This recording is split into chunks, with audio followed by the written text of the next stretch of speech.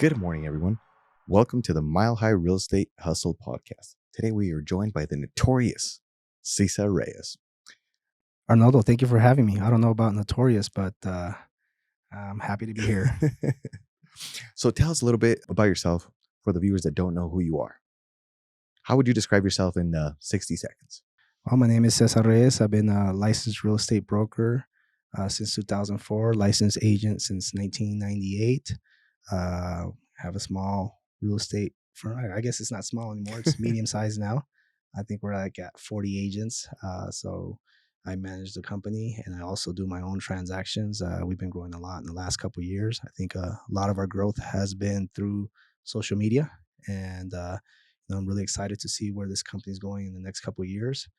Do a lot of investment deals. We have a lot of clients who are fix and flippers. I like to wholesale properties. Have a few flips going on myself, and yeah, I really love what I do. Real estate is where it's at, and I think this is the best business in the world. So, just happy to be here in this podcast with you. No, awesome. So then, all this growth, talk to us about your recruitment. Who is your recruiter? How are you getting all these agents? So I have no recruitment, no recruiter. I actually kind of sounds bad, but I don't think I've ever recruited anybody. To be honest with you, I think it's been more or less like some of people seeing some of the things that I'm doing on my social media pages, some of the things that our social media manager has been doing on the company site, and they're just seeing a lot of transactions, a lot of fix and flippers, a lot of off market stuff, and I think we focus a lot on like investment deals. Like we're like a hybrid company where we do a lot of retail real estate as well. And then we also do a lot of off market deals. And I think that's helped us a lot with clients where we're able to service and help these clients find the distressed properties, and then they flip them and then they list it with us. So I think a lot of people are really like that. They like seeing that, and so I think that's kind of like how our company's grown. I mean, I don't have any VAs calling people, agents from other companies saying you kind of want to work over here. I don't think I've ever done that, and I'm not making calls, to other agents. Hey, you want to come over here? Come work with me. I prefer calling sellers who need to sell their house. So I guess I spend my time calling sellers who need to sell their house. I'm not calling other agents, but they just start coming. Well, you guys heard it here first. There's no poaching coming around in Megastar Realty. No. So then you think your organic growth is definitely coming from all the full service real estate that you provide through your realtors and then also your clients. Yeah, I also think I'm a pretty laid back guy. I'm pretty knowledgeable. I don't know everything, but I think I know a good amount of what's going on in the business. I'm one of those people that I just don't sit in my office and kind of wait for questions or wait for calls. I love being out in the field, so I kind of have an eye for what's going out there on the market. And I think that's what kind of separates me from a lot of other trainers. There might be a trainer out there that is a great trainer, but they probably haven't sold real estate in 10 years. When you have somebody who's training you, who sells 40, 50 houses every year, I think that's a little different, but I have to actually be out in the field to produce. So I think that's kind of like sets me apart a little bit from some of the other people. No, that's awesome. I'm really glad that you decided to start talking about knowledge. That way we could move forward into kind of what I want to talk about today. So let's talk to the first time investor, people that have no idea what to do in real estate because there's so many different ways of making money in real estate. So why don't you talk a little bit about what wholesaling is? How would you describe it? Wholesaling to me is when you either find a property, you secure the contract, and you have a contract with the seller. You're going to buy it. Your LLC, your corporation is going to buy the property, but then you decide to assign that contract to an end buyer, to a cash buyer, a flipper. And so ultimately, like for instance, if you lock up a deal at 300 and you have a cash buyer that wants it at 320, you can actually sell that contract, give the rights to that contract to that end buyer, that cash buyer, for 320. So then you're making $20,000. Sometimes you don't even have to put in the deposit. That end buyer will put the deposit for you, right? And then you're closing the deal in a week or two or three. Then you're getting a check for $20,000 at closing. And so, when you compare that to flipping, I love flipping too, but like flipping, you got to put sometimes 10%, 20% down. You're going to have some higher interest rates on the hard money if you don't have all the money to buy it all with your own money. So that's what's going to happen with flipping. And then sometimes your money's tied up for like 5 6 months, and then you got to deal with contractors. You got to deal with going to Home Depot, choosing tile, carpet, whatnot. And then there's always delays with contractors. I mean, it's usually your plan is, oh, I'm going to get this done in 4 or 5 weeks. And then you do all this. And what if the market turns a little bit? And now you're losing a little bit of money. So you do all this work and you only make 10, 15, 20,000, or you do all this work, and you lose 10, 15,000. I mean, you could definitely do all this work and make good 60, 70 grand, right? When the flip goes right. But there's always that possibility of it not going right. And so that's why sometimes I like the wholesaling side, because you're able to find a buyer for that property. So you make some money up front.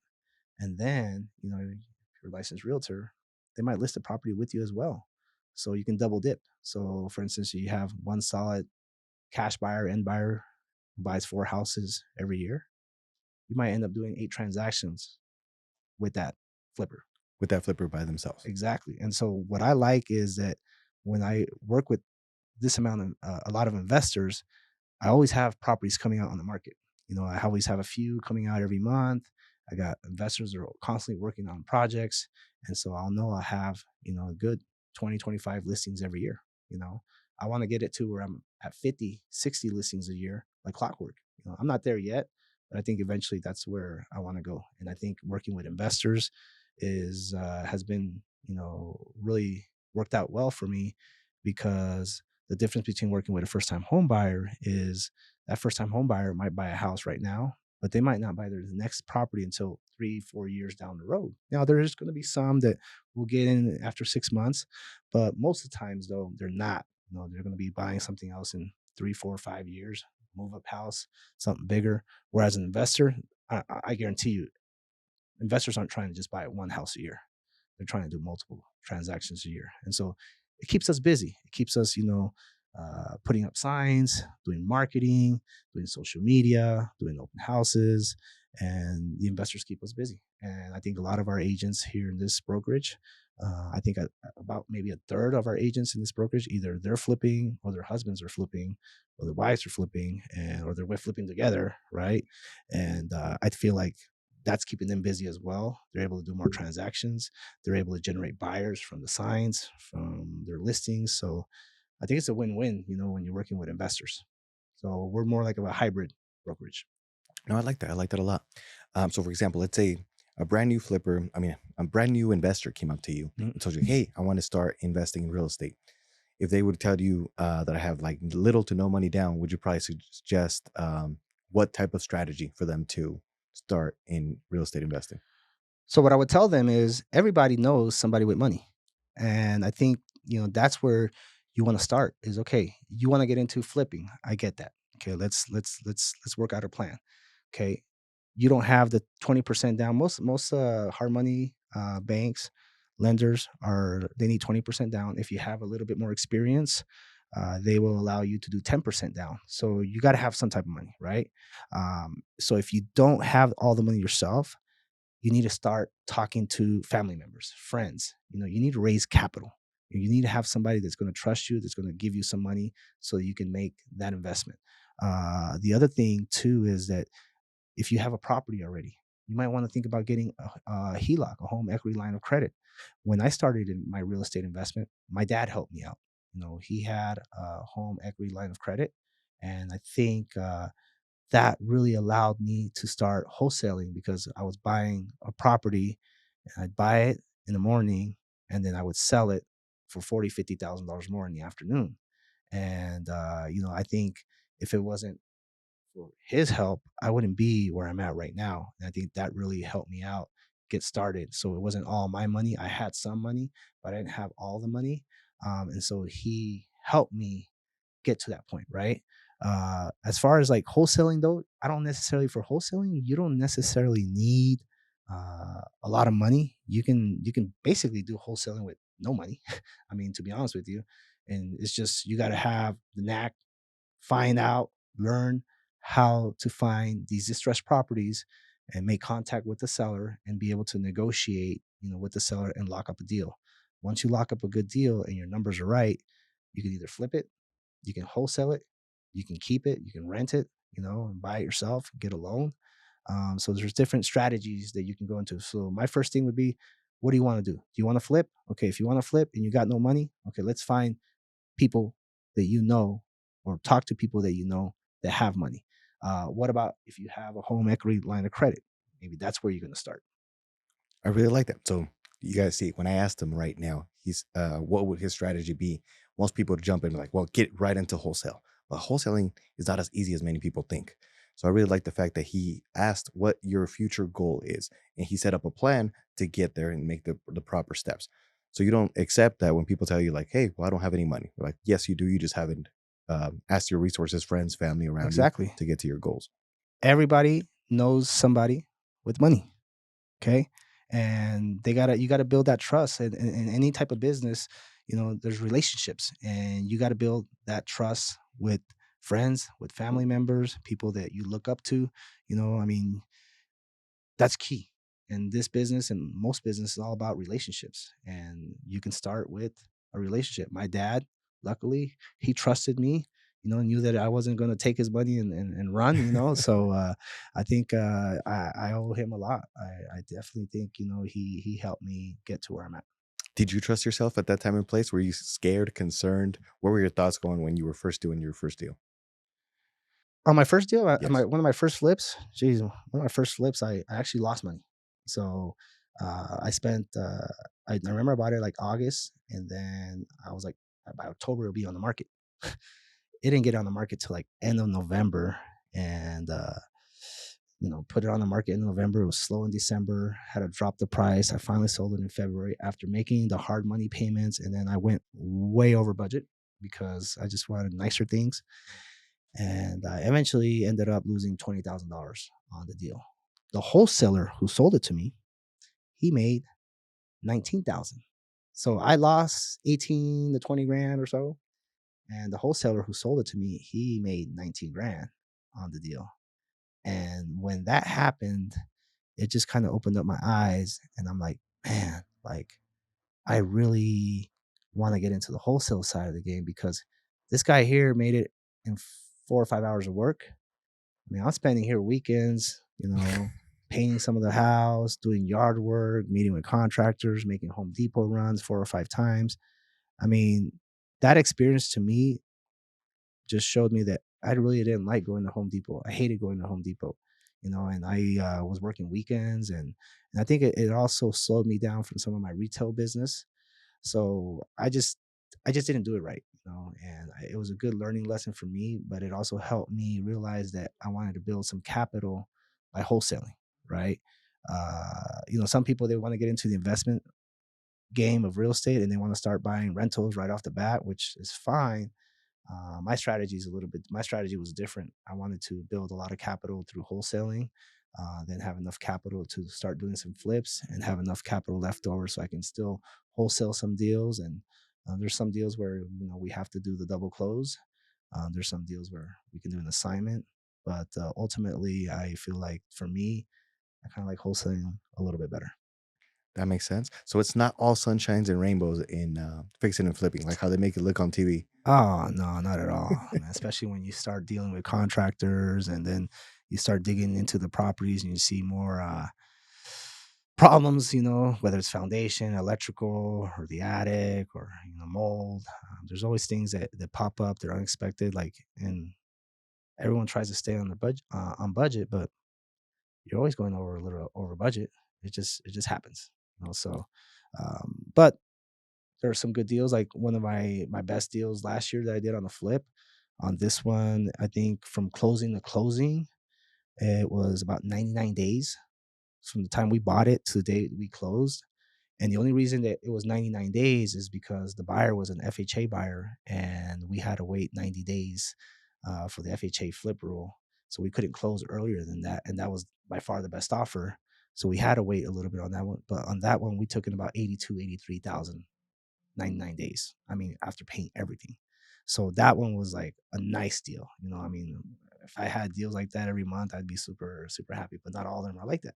Yes, I think we'd all be happy with that. Yeah. So the people that don't know, what is a flip rule?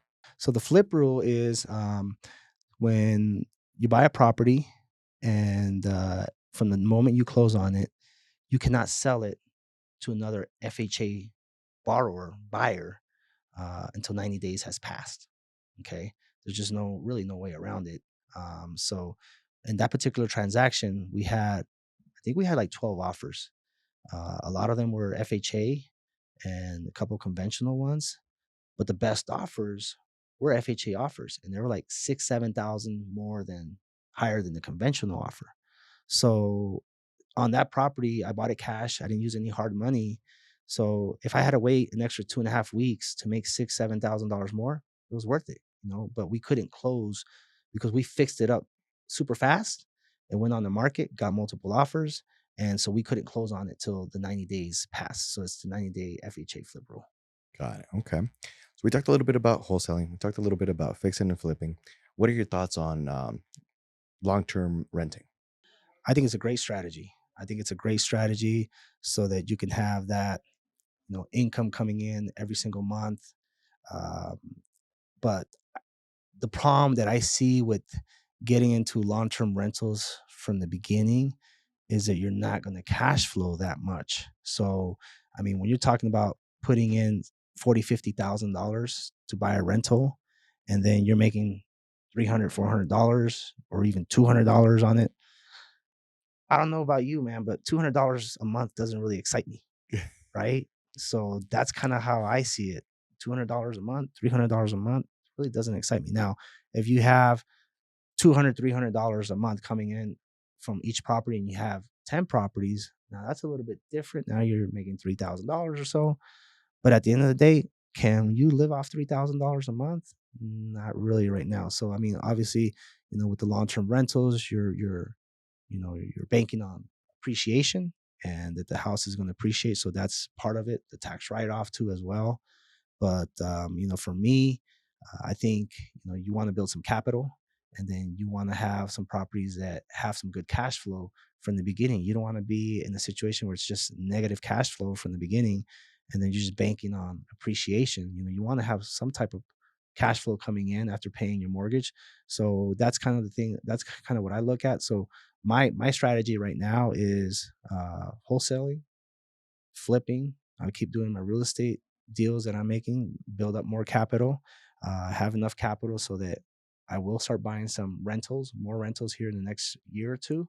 And then ultimately, maybe in 5, 6 years, have like six, seven, eight properties paid off, maybe up to 10 properties paid off, and rent each one for like $3,000 or so. And now you have, $30,000 a month coming in, as rental income. And I think that's when you can start thinking about, okay, maybe I can start thinking about maybe slowing down a little bit, maybe retirement, right? But not right now. I mean, with 200, $300 coming in and cash flow on a single property, like you can retire with that money. And you're speaking that directly from Colorado, just because we have such high prices. Yes. It's really hard for. Now, if you go like to like the Midwest or smaller, somewhere where the prices are a lot lower, yeah, you can buy properties for a lot cheaper.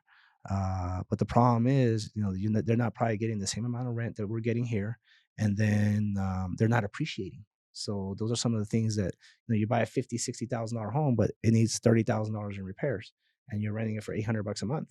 Like, are you really making money? And then it's not really appreciating that much. So that's kind of where it becomes an issue. So that's kind of how I look at it. But everyone has a different strategy, and I respect the strategy that anyone's doing. But everyone's got different tolerance for risks, and rewards. I know my tolerance, and I just don't like owing people money. That's one thing. Yeah, I don't even like owing the bank's money. So that's kind of where I'm at. And like, if I don't owe anybody money, I don't want to start owing money, because in the back of my head, whether I'm cash flowing or not, I owe a bank money, and I just don't like that feeling. Yeah, and vacancies, Yeah. because you can't predict what's going to happen. So then, what are your thoughts on short-term rentals, especially now that like New York and Texas got rid of short-term rentals statewide? I think short-term rentals are great, in the cities that are still allowing them. And if you have a good business where you have a good management company, or you're managing them yourself, and the place is nice, you got some nice things, a ping pong table, pool table, or whatnot at the short-term rental, and it's constantly getting rented out. I think you could definitely make great money. But you definitely the issue that I see though sometimes is you can have a great asset that's doing good income, but what if the local laws change from one year to another, and then that you can't that the where the property is located, you can't have a short-term rental there anymore. So that affects, the decision making. So those are some of the things that you have to watch out for that. But I think in the meantime, if you're in the city where it allows it and you can find a good deal and you can fix up the property nicely and accommodate and looks great and you have people constantly coming, I think it's a great strategy if that's what you like doing, if you like managing it. Would you just tell that person who's buying that property to have a multiple exit strategies or to make it cash flow a long-term rental as well to Yeah, kind of cover themselves? Yeah, I would definitely look at some exit strategies if the laws were to change. At the same time, maybe they could still cash flow enough where if it has to be just rental to a long term rental to a normal tenant, where they're still making money, then I think it's definitely a good opportunity, and at least they have a plan B. No, that makes a lot of sense. What do you think about this new trend that everybody's trying to buy boutique hotels? That apparently you need to have, let's say you're in a complex, and you need 4 units. One of them needs to be handicap accessible, but a lot of them are telling that you could go and buy them right now because a lot of them are retiring. So then you could just go buy one of these boutique hotels under $10 million, and that kind of safeguards you against short-term rentals, Airbnbs, and all that stuff because you're able to manage that property as a hotel as opposed to an Airbnb. And then they are able to do that through seller finance. I'm not too familiar with the boutique hotels, to be honest with you, but just kind of looking at it from the outside in, I think it's definitely a great possibility. However, just the fact of the price point that you have to pay for it, the things that can change in the market, it's just typically not an investment that I would want to get into. But there's going to be some people that they like that risk, and that's kind of more their cup of tea. So myself, I'm just really not. I haven't looked too much into that. It's a business. It's another job basically. So Yeah. I can see what you mean by that. Um, so then when also people say that it right now there's a lot of competition for people to become real estate agents, Mhm. would you tell people to become a real estate agent? Yeah. I'm always going to recommend people to become a real estate agent. I think it's a great business. I mean, if you look at it, let's analyze just business in itself. I once owned a carpet cleaning business. Um, the Ford Econoline 2005 model that I bought cost me 25,000.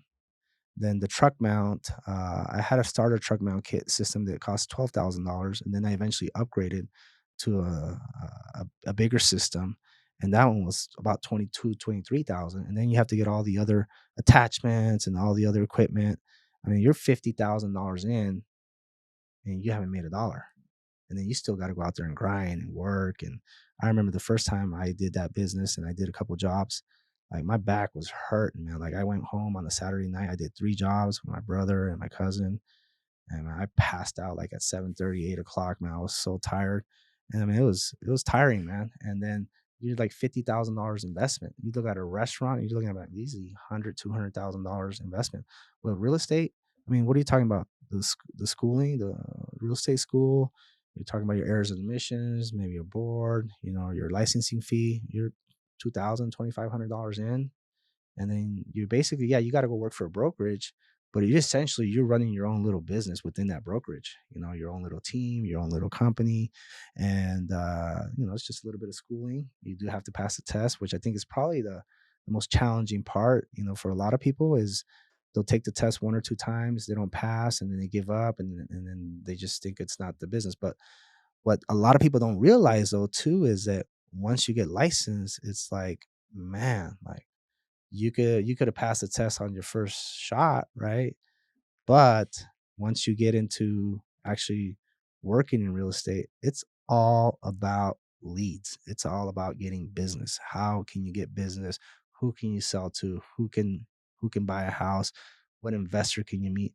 So you got to do a lot of networking. You got to do a lot of prospecting, and that's what most of the business is. I mean, we're not spending 8 hours a day driving people around and showing houses. It may appear like that, or we're not out there just touring homes, taking videos all day. It appears like that, but a lot of times, like me personally, I'm out in the field, I'm driving, I'm door knocking on houses, I'm looking for distressed properties. I'm writing down addresses. I'm coming back to the office. I'm cold calling people. I'm texting people. I'm doing mail outs. I'm printing flyers, creating some of my marketing. I mean, it's a little bit of everything. You're like a marketing company, you're a salesperson, sometimes even like when you're working certain cases like divorce situations, you're a psychiatrist, I mean, like, man, you're working, Writing prescriptions. you're multiple things. You're multiple things in this business, not just one thing. But obviously, you can definitely focus on some of the parts of the real estate business that you do like, and kind of just focus on that. Like me personally, I realized at an early age when I got into the business that I was a buyer's agent, and I'm going to do whatever I can not to be considered, not to be labeled just a buyer's agent, because I wanted to be always a listing agent. I wanted to always be more on the listing side. And I think, I'm probably not the best buyer agent in the world. I mean, I'm super slow. Like I could probably handle like one buyer at a time. It's funny. Like in the beginning of 2003, we had, um, we had a few new agents who were really, specialists with first time home buyers. And I'm like, man, I don't compete with these guys. Like, I want to hit it hard. Hit it hard with these buyers. And it was January, and I was out there showing houses on weekends. Showing houses, and sometimes they'd call me, "Hey, I need to see this house just came up," and I'm like, "Man, all right, I'll go." And then my wife's like, "I thought you were gonna work less. I thought you were gonna work less on weekends." And then ultimately, that buyer that I started showing houses like at the end of December of 2022, they ended up buying a house and closing on the deal in March. And I was like, man, nah, this ain't for me. Like, I'm not a buyer agent. That's why I focus my business on listings, cash deals, wholesale deals, off market. So, but that doesn't mean like if one of my family members calls me and like they want me to drive them around, I'll help them out. But it's just not what I The best focus on. use. Yeah. Yes. So, you pick what you want to work in, and I want to work on being a listing agent. No, yeah. I mean, I can imagine if you're working in 2020 as a listing agent, you don't even have to post pictures in the household. Yeah. And then, but as a buyer's agent, you probably had to do a lot of negotiation. So that probably tailored a lot of people's skills. Yeah, it's just more time consuming, Yeah. and that's the one thing about any business, like it's time. You never get time back. And I just realized how much work goes into working with buyers, and the deal could fall at inspection, the deal could fall at a loan, and so that's why typically when you're working with investors, they got their hard money or they got their own cash. You got to worry about loan stuff. And, typically they already know that the house has issues. So it's not like they're going to really try to negotiate a lot. There might be a little bit of negotiation, but other than that, there's not, you don't see as many deals fall through when you're working with investors because they know what they want. They know what they're going to fix it up for. And so to me, it just becomes an easier transaction, less work.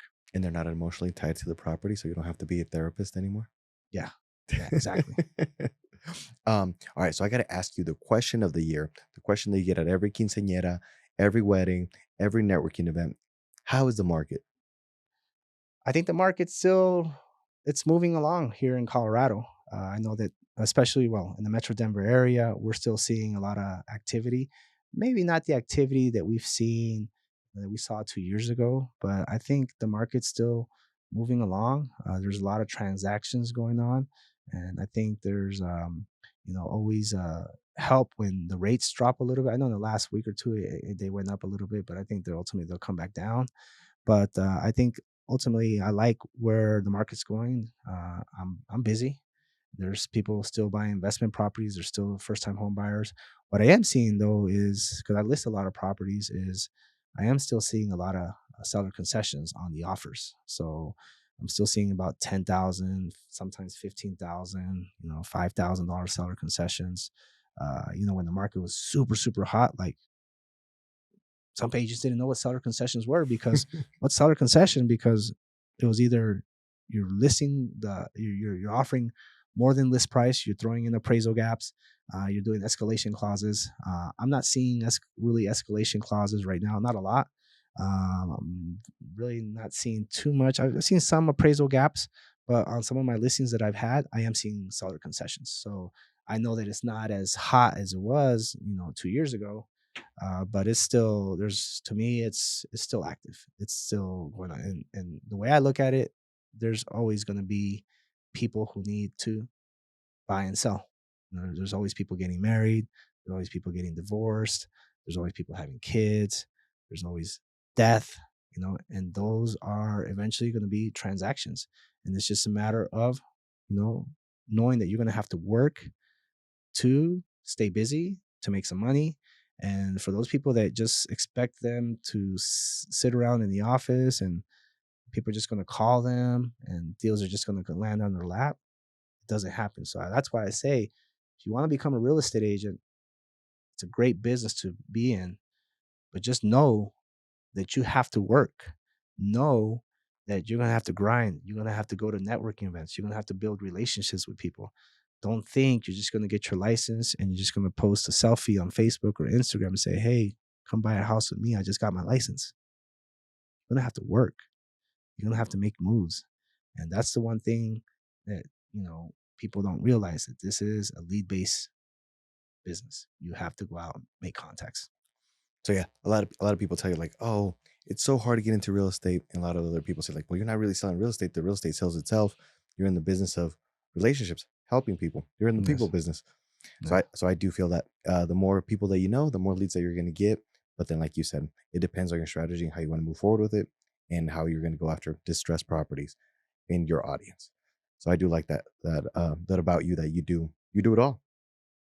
I try to do what I can. I mean, there's 24 hours in the day, and I know that I want to spend a lot of my hours, my work hours, looking for business, getting business. Because at the end of the day, like writing the contracts, it doesn't take too much time. We were talking about 10, 15 minutes. Following up on some of your leads, that doesn't is really time consuming. So you definitely want to, allocate some time to prospecting, to looking for new business, calling your sphere of influence, and you just want to be consistent in everything that you do. A lot of times, people will do something for a week or two, and then they give up, and that's not how it's done. You have to be consistent, disciplined, sometimes a little relentless with some of the things that you do.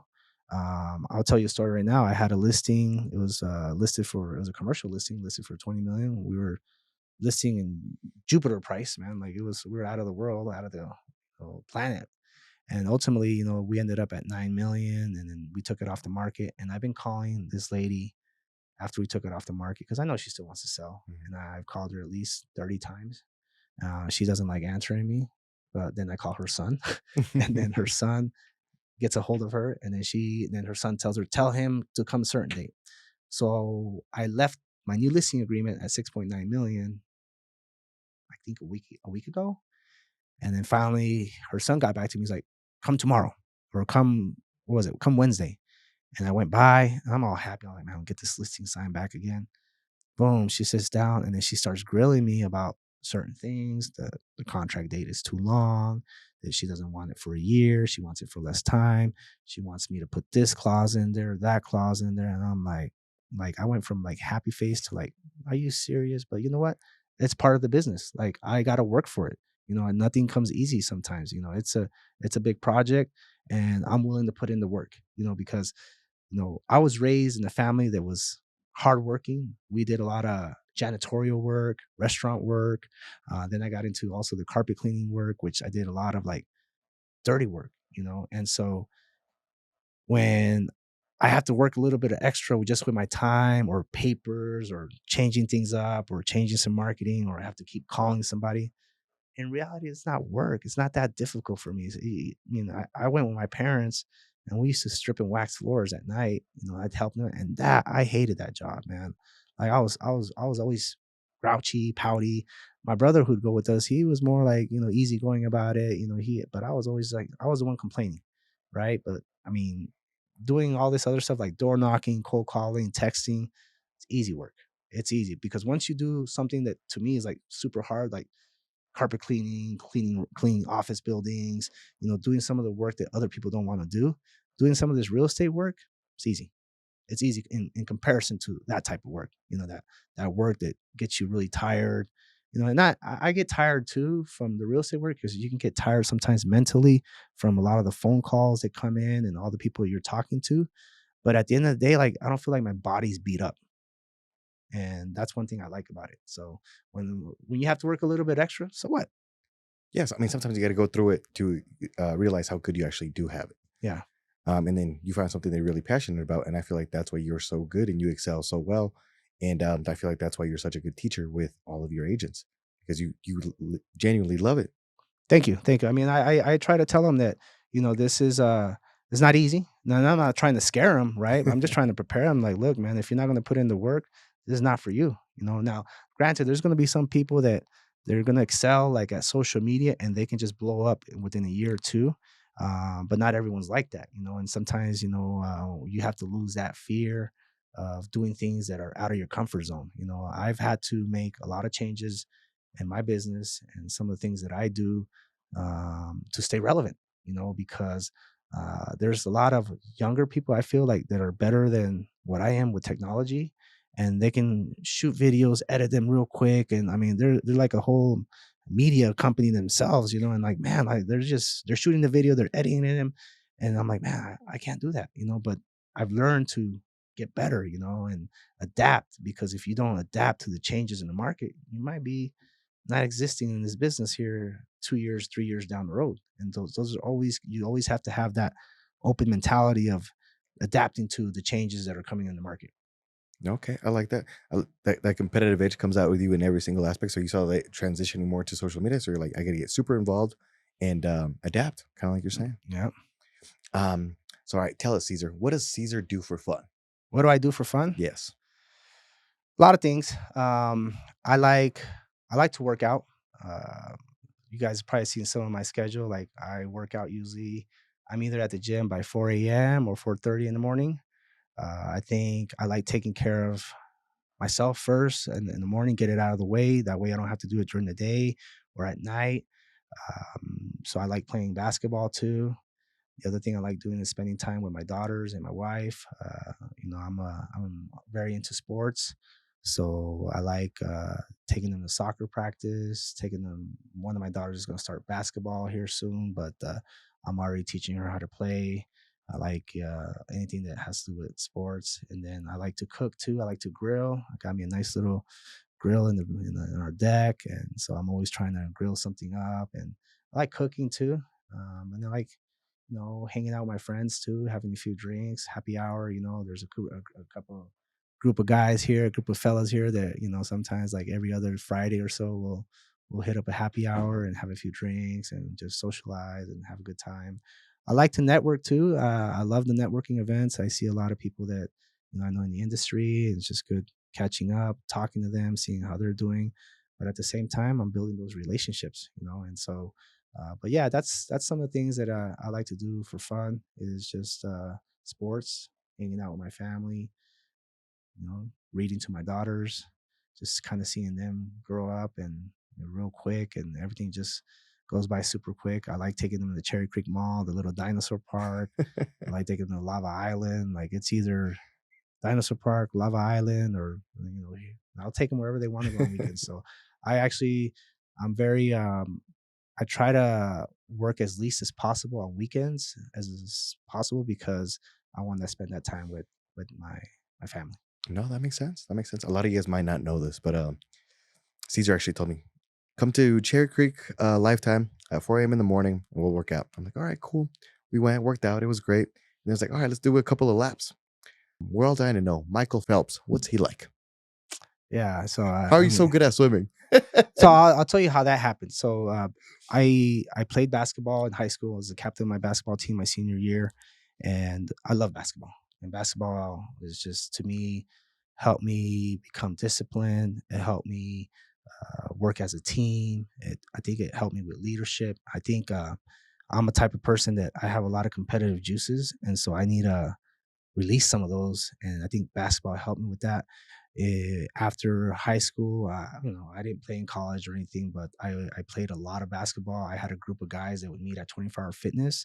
And I was the guy who was texting everybody the night before, hey, we have 10 fellas. We're going to be that 24-hour fitness at 6 a.m. So we basically played for, I think from 2002-ish, 2003-ish to about 2006, 7 or 8. Consistently we had a group of guys that would at least meet 4 to 5 times a week, Monday through Friday, and we'd hoop at 6 in the morning. So I'd go get in like at 5:30. lift a little bit, and then I was just hooping, right? And I tore what did I tore? I tore one of the ligaments on my ankle, and I had surgery. And then I had more issues with my ankle, so I had to get another surgery. And the doctor told me that, hey man, like this is, I'm just going to break it down to you. You have a degenerative bone in your ankle, and the more basketball you play, you have like a 50 or 60-year-old's ankle right now. So you're going to be limping. And so I decided to play less basketball and swim. So I started swimming. They told me that that was going to be the least impact on my body. And so I started first, like, 2 laps, 3 laps, 5 laps. And then I got up to 10 laps. And then it was kind of a situation where I was doing like the 10 laps like every day or every other day. But just the whole thing of showering, changing, and all that, it took up too much time. So last year I read David Goggins' book, Can't Hurt Me. It was a great book. I read that at the end of December, and then I was like, you know what? I'm going to change it up. I'm just going to go 30 laps, boom, all at once. Just do that once a week. Add it as part of my routine, and I started doing that. And it takes me about, I think, anywhere from 50 minutes to 56 minutes, depending on my little breaks that I take. But I like it. And last year I was doing my 30 laps on Saturdays, and I remember waking up on the weekends. I'd be like, man, I gotta do these laps, and if I don't do it, I'm gonna have a bad weekend. So I changed it up. Who's gonna carry And the boats? yeah, so now what I do is I have my 30 laps every Monday morning, and so that just sets the tone for me for the whole week. If I don't do my 30 laps Monday morning, I could have the best week selling real estate, best week with my family, my kids. If I didn't do my 30 laps, it's a bad week. And then I also keep track of everything that I'm doing. So I read what's that book called, the 12-week year. Hmm. And so what I did is I have a spreadsheet, and I have all the personal things that I want to accomplish on a weekly basis. And I'll check and mark on Sundays, done, done, done. And this is personal things. And then at the same time, there are also things with my family, and then things in my real estate business. And typically, I'm being honest with you, like everything that I got there, my average is about 67 to 68% of everything that I want to get accomplished in that week. Like, I mean, if I could get everything accomplished, it'd be 100% week. And typically I'm like, life happens, things Yeah. just change. But I try to get a lot of them done. Like I have in there, like, eating less portions, fasting once a week. I also, reading with my girls, 3 or 4 times a week, training them in sports, dancing because they like music, dancing and singing. So I put a lot of like salsa, bachata, reggaeton with them because I want them to just be open to all types of music. And then obviously, I have some of the things that I want to accomplish on my real estate business. Like one of them is like adding more content on YouTube, door knocking 50 houses a week, sending over 500 text messages a week, doing my direct mail, whether it's the foreclosure or the probate. And I checked all that off. And I feel like a failure sometimes, because I don't even get to, there's never been a week where I'm like at 95% with everything because there's so much that I'm putting in there. Like I also put in there, like, I got to do 100 push-ups and 100 sit-ups 5 times a week, and there's weeks. And then also a certain amount of water that I need to drink daily. And if sometimes I don't drink the amount of water, that like the next day is a catch-up day, and so like I put some pressure on myself, but I like it because I think it keeps me grounded. It keeps me like following a certain routine, and I'm not going to change it. I think it's been working for me. And if it works, then you keep at it. You can always adapt and change it up a little bit, but I like having that kind of structure. I feel like you do thrive when like everything is like pinned against you. I feel like your desire for competition is so high that you put the standards higher than like the normal attainable goals. So that's Yeah, why you're always like chasing the bigger, newer you. yeah, And I feel like that's you kind of thrive off of it, even though you only get like let's say 67%. yeah. I You know, love it. you know that the bar is so high that it pushes you even harder. I feel like. Yeah, I love testing myself in certain things. Like I'll tell you what. Like so, my whole life, I've been pretty athletic. Sports has always been a huge part of my life ever since I was a little kid, playing sports with my brother. And in the last 4 or 5 years, I'd say last 4 years, I started struggling a little bit with my weight and how I felt about my body. And so, it was a constant battle. I was trying different things out, and nothing really seemed to like work. Like I lose a little bit, gain a little bit. I was just kind of floating in that 195 to 199 range.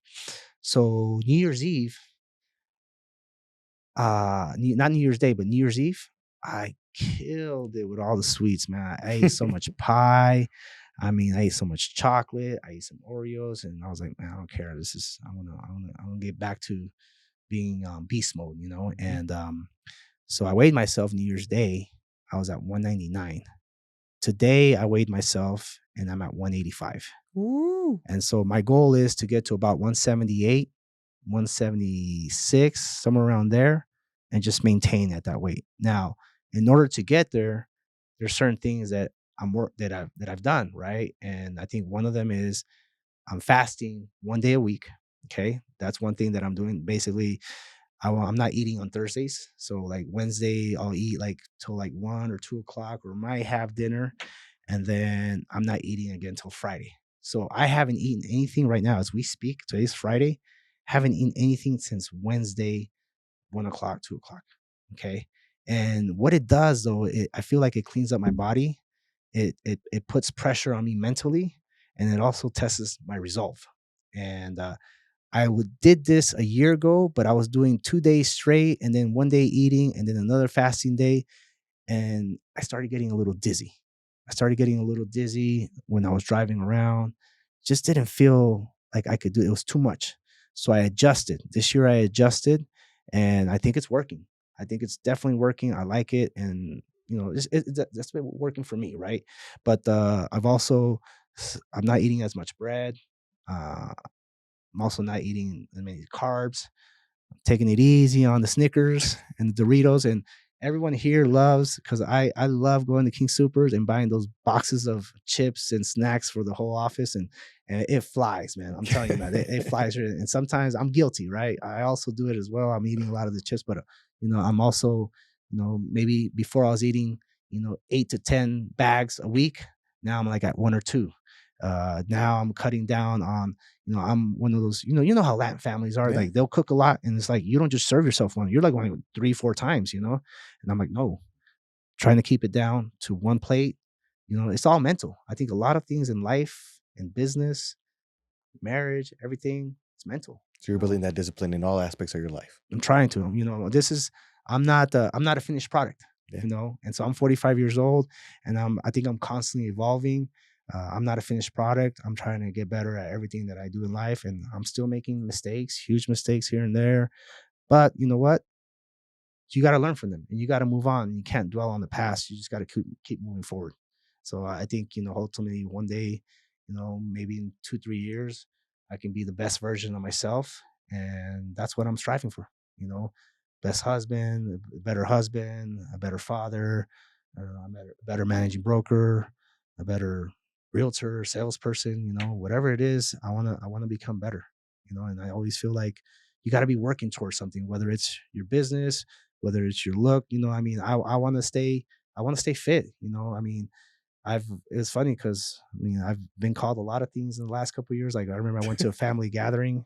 I hadn't seen some of my family, and one of my cousins, who she shows up once in a while.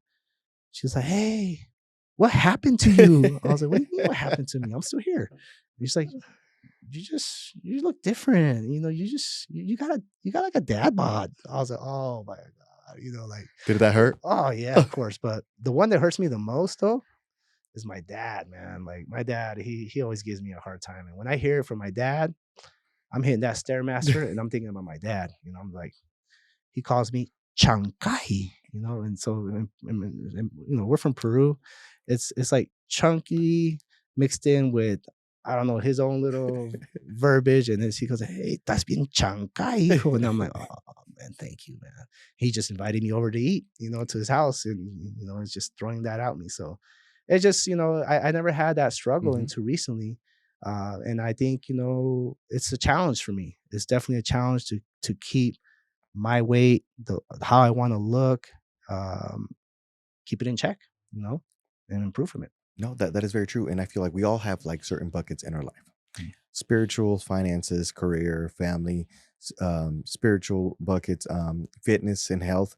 And I feel like as you're like progressing, and there's certain buckets that you feel really comfortable in. So, like for example, in the past, it might have been fitness. Your ankle, you didn't have any issues. You had more mobility, so you feel really, really confident. So you put a lot more time into that bucket because it makes you feel good about yourself. Yeah. And then let's say you transition down the line, and you're not as good at it, so you don't invest as much time. But sometimes all you need is that one little comment for you to drive in and invest more time in that bucket, even though you don't Yeah. feel as comfortable Yeah. into it. Yeah, and I think, one of the things that helps me out is, and this I apply this to my business too, like all the lead generating activities that I do, I keep track of everything, like how many cold calls I'm making, how many houses I hit up every week, how many leads that I get. And I keep track of things that I'm doing because you want to have a barometer there, like, okay, where were you at last week? Like today, man, you have no idea. Like, so last week when I weighed myself, I was at 187. And for some reason, I don't know, I thought I was going to weigh a little bit more today. I weigh myself every Friday. And today I weighed myself and I was at 185. You have no idea, like, the amount of joy of losing those 2 pounds that it just brought to me. Like, it just told me, you know what? I'm doing the right thing. You're making progress. I'm making progress. I'm working towards something. I'm not where I want to be, but just to see that progress, man, you should have seen my smile this morning. I was super happy, man. Like, man, this is working. And so that's what it's about. I didn't go from 199 to 185 in a week or two. It took me basically 6 7 weeks, to get to that point. And obviously, I'm not where I want to be, but I'm definitely happy of where I'm going Yeah, your with training with that record. with that little issue, that little struggle, because I never had that struggle in my life. Like, to me, like, weight was never an issue, and now I'm like, man, I'm going through some weight issues, and so, and I just like feeling confident, like, and feeling good about myself. And I think, everyone's different. Everyone's got their own little thing, but that was something that was bothering. And my wife would tell me, "You put in the work. Like, you're always putting in the work. You put it. You never stop going to the gym. You never stop working out." And I'm like, "Yeah, I know. I put in the work, but then I come home and I crush it with the Doritos. I eat 3 4 plates, and I'm like, and she's like, well, you're basically working out so that you can eat as much junk food as you can." So what I had to realize is my metabolism has changed. I'm not 20 and I'm not 30. So it's definitely changed. And so I have to adapt. I have to adapt. So I had to cut down on the amount of sweets. And then I'm crazy about, strawberry lemonade. And so I would drink, like, I don't know, like 3 4 gallons a week. And so now I'm like at one. So I've made progress. I haven't cut it out completely because I love it. Once I get a cup, like, it's gone. It's your guilty pleasure. Yeah. Well, that Yeah. makes a lot of sense. I would never thought strawberry lemonade was a thing for you. All right. Everybody knows that. But my family.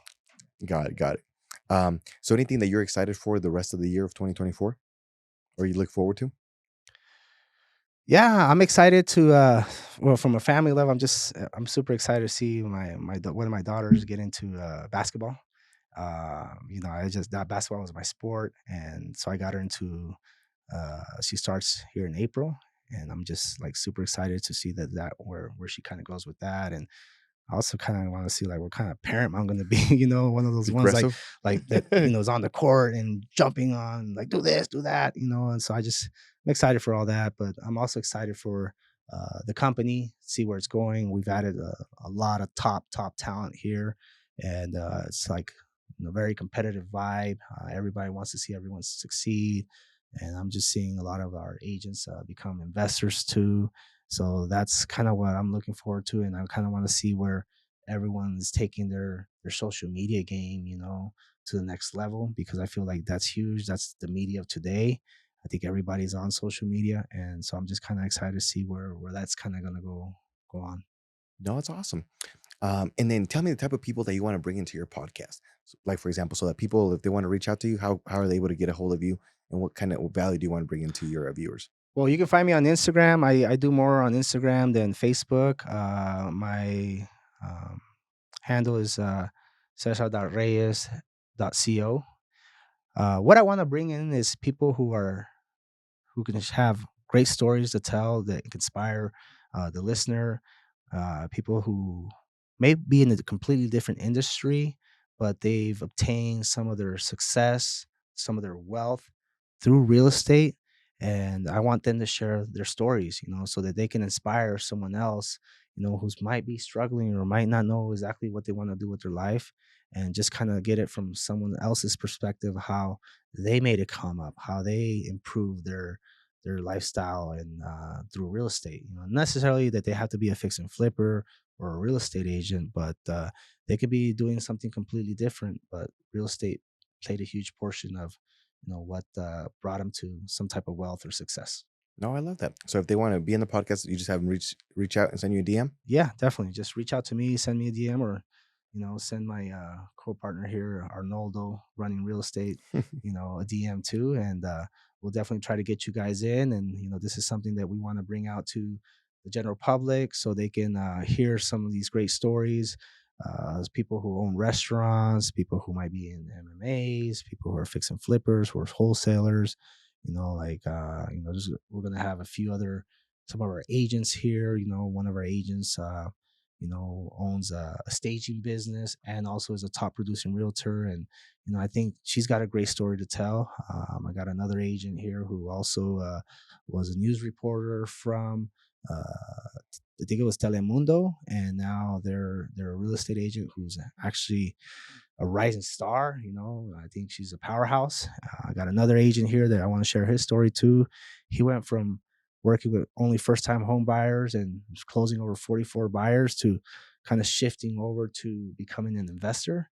And just, I just seeing that transition, and he's had his ups and downs with it, but ultimately, like he made his way into the investment game, and now he knows all the heavy hitters. He's talking to everyone. And I just really impressed how he's transitioned from that, to becoming a more of an investor than a first time home buyer. It doesn't mean that being a first time home buyer specialist is anything bad, but he just wanted to transition into becoming an investor. So there's a lot of agents in this brokerage that have great stories to tell, and I'm going to be telling some of those stories. And hopefully, we can inspire people. We can inspire people to improve their lifestyles, and that's pretty much what it's all going to be about. Also having a little fun with it as well, but ultimately that's what it's going to be about. No, awesome. Well, guys, if you guys see Caesar out in the street, make sure you say hi to him.